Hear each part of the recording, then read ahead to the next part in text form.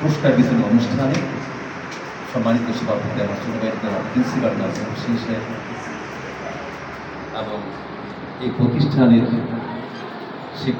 শিক্ষকবৃন্দ এবং আজকের আমার সাথে মেহমান হিসাবে আছেন বিশাল দেশকাবের সম্মানিত সাধারণ সম্পাদক এস.এম. জুবায়ের হোসেন, সাংবাদিক মাসুদ জামান এবং আমার প্রিয় প্রতিষ্ঠান আলিম মাদ্রাসার এই বৈরকান্ডর এরিয়াস আলিম মাদ্রাসার শিক্ষার্থীদের আসসালামু আলাইকুম।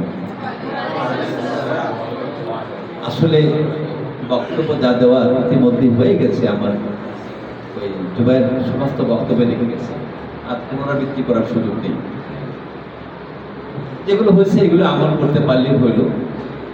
আসলে মূলত আমাদের এই সকল অনুষ্ঠান করার জন্য কি উদ্দেশ্য, এটা ব্যাখ্যা দিয়েছে। আল্লাহ রাব্বুল আলামিন কোরআনে ইরশাদ করেছেন, আলহাকুমুত তাকাসুর হাত্তা যুরতুমুল মাকাবির। আমরা কিন্তু কবর পর্যন্ত পৌঁছে যাই, হুঁশ ফিরে আসি। আমরা কি করে করতেছি, কি করে যাচ্ছি, সময় নাই, আদান হয়ে যাবে, বেশিক্ষণ বক্তব্য দেব না। যেমন আমরা সহায় সম্পদ করি সন্তানদের জন্য,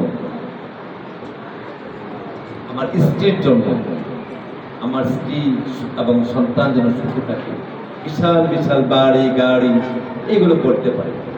অবাক দৃষ্টিতে একটি জরিপে দেখতে পেলাম, যে সকল ব্যক্তিরা সহায় সম্পদ অঢেল পরিমাণে রেখে গেছেন, এদের সন্তানরা কি করে?